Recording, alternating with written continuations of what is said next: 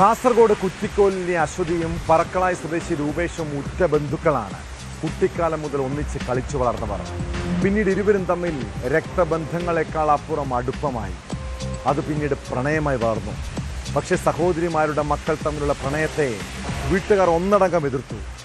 എന്നാൽ ബന്ധുക്കളുടെ എതിർപ്പിനെ മറികടന്ന് അവർ ഒന്നിച്ച് ജീവിക്കാൻ തീരുമാനിക്കുന്നു. അങ്ങനെ വിവാഹം നടന്നെങ്കിലും പല രീതിയിലുള്ള കുത്തുവാക്കുകളും ഒറ്റപ്പെടലും അശ്വതിക്ക് നേരിടേണ്ടി വന്നു.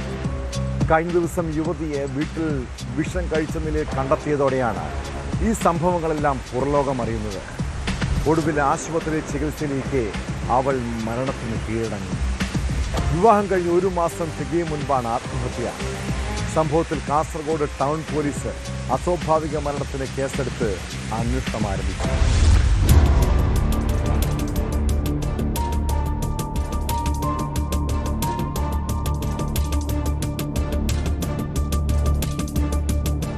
കാസർഗോഡ് സ്വകാര്യ ആശുപത്രിയിൽ നഴ്സായ അശ്വതിയെ മെയ് 18-നാണ് താമസ സ്ഥലത്ത് വിഷമുള്ളിൽ ചെന്ന് അവശനിലയിൽ കണ്ടെത്തിയത്.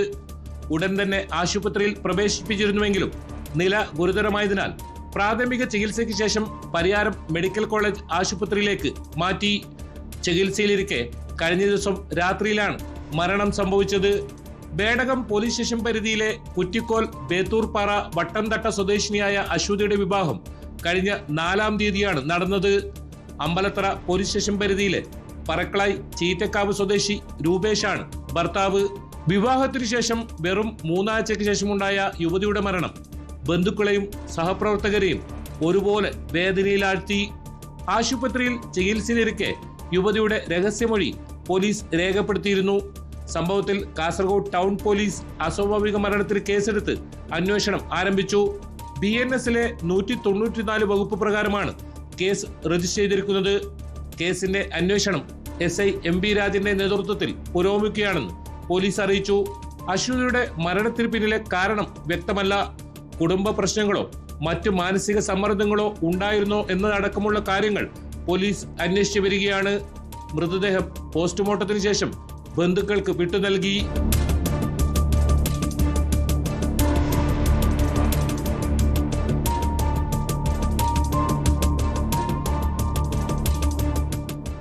ജില്ലയിൽ ഗാർഹിക പീഡന മരണങ്ങൾ തുടർക്കഥയാകുന്നത് കനത്ത ആശങ്കയാണ് ഉയർത്തുന്നത്.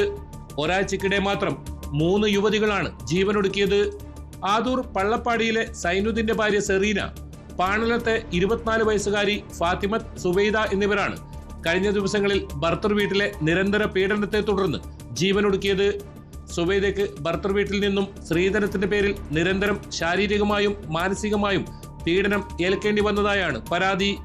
ഭർത്തൃ വീട്ടുകാരുടെ മുന്നിൽ വെച്ചാണ് സുബൈദ ആസിഡ് കഴിച്ച് ജീവനൊടുക്കിയത്.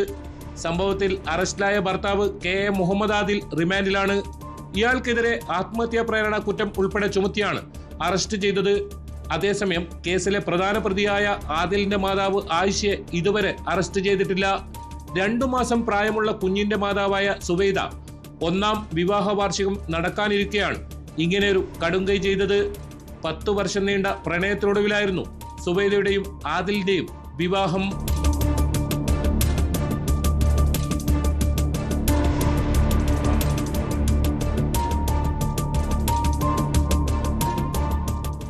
കുട്ടികൾ ഇല്ലാത്തതിന്റെ പേരിലുള്ള പീഡനമാണ് ചരലടക്ക സ്വദേശി സെറീനയുടെ മരണത്തിന് കാരണമായി പറയപ്പെടുന്നത്.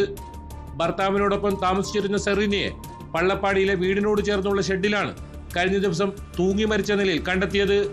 കേസിൽ ഭർത്താവിനും ഭർത്തൃമാതാവിനുമെതിരെ FIR-ൽ പരാമർശമുണ്ടെങ്കിലും ഇതുവരെ ഇവർക്കെതിരെ നടപടിയൊന്നും സ്വീകരിച്ചിട്ടില്ല. 4-ാം വിവാഹ വാർഷികമായ മെയ് 29-ന് 2 ദിവസം മുമ്പാണ് Serena ജീവനൊടുക്കിയത്.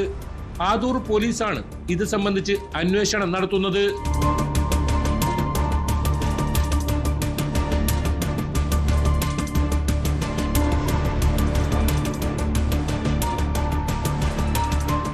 KB Baiju, news 18, Kasaragod.